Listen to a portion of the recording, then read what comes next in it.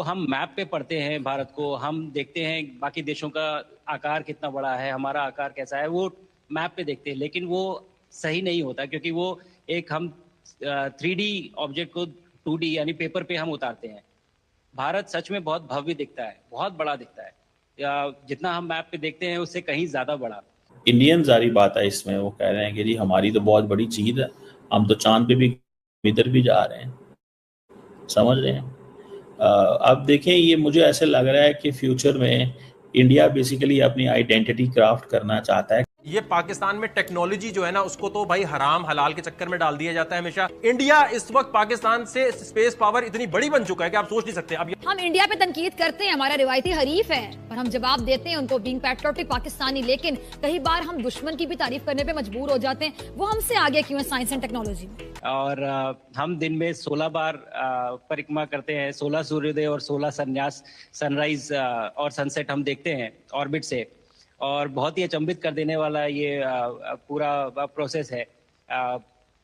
इस परिक्रमा में, इस तेज गति में, हम इस समय करीब 28,000 किलोमीटर प्रति घंटे की रफ्तार से चल रहे हैं आपसे बात करते वक्त। और ये गति पता नहीं चलती क्योंकि हम तो अंदर हैं, लेकिन कहीं ना कहीं ये गति जरूर दिखाती है कि हमारा देश कितनी गति से आगे बढ़ रहा है। क्या फर्क देखते हैं आप हमारी स्पेस एजेंसी स्पार्को में और इंडिया की स्पेस एजेंसी इसरो में? अच्छा, ये स्पार्को हमारी स्पेस एजेंसी है, मुझे नहीं था पता।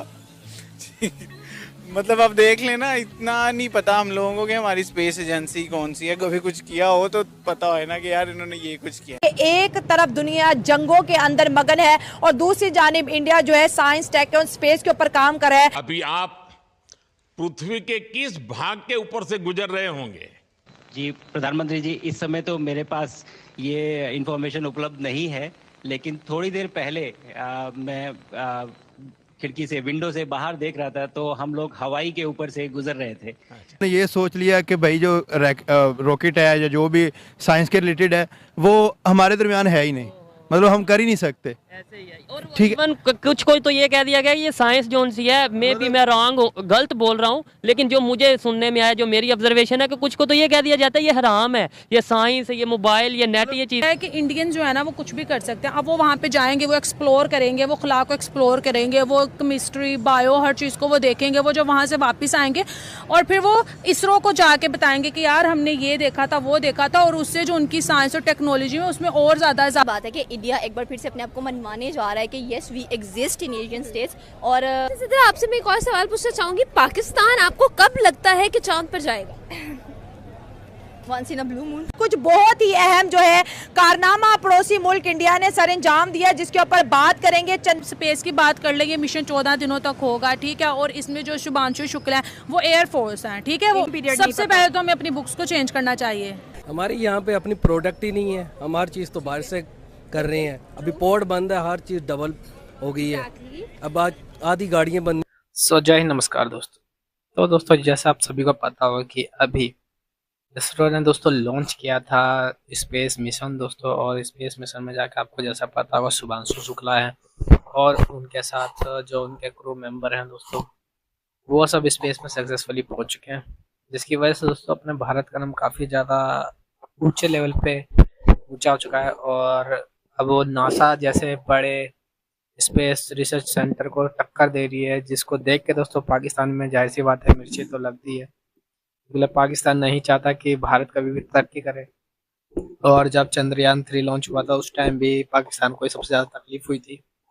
और दोस्तों स्पेस से दोस्तों शुभांशु शुक्ला ने मोदी जी से बात करी, जैसा आपने वीडियो के अंदर शुरुआत में देखा होगा, जो कि काफ़ी ज़्यादा बहुत ही अपने भारतीयों के लिए प्राउड मूवमेंट है। और दोस्तों साइंस को लेके भारत को ज़्यादा सीरियस है, इसलिए इतनी सारी जो सक्सेसफुल कामयाबी उनको मिलती रहती है वो इसी वजह से होता है क्योंकि वो अपने काम को बहुत ज़्यादा सीरियस लेते हैं। जबकि पाकिस्तान का तो रिसर्च सेंटर का नाम भी नहीं पता कि है कि नहीं है।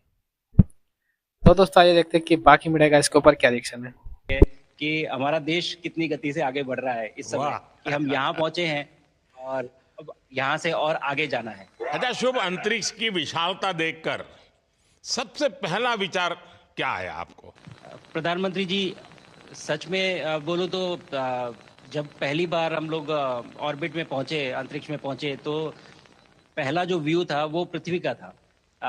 और पृथ्वी को बाहर से देख के जो पहला ख्याल और पहला जो थॉट मन में आया वो ये था कि पृथ्वी बिल्कुल एक दिखती है। मतलब बाहर से कोई सीमा रेखा नहीं दिखाई देती, कोई बॉर्डर नहीं दिखाई देता।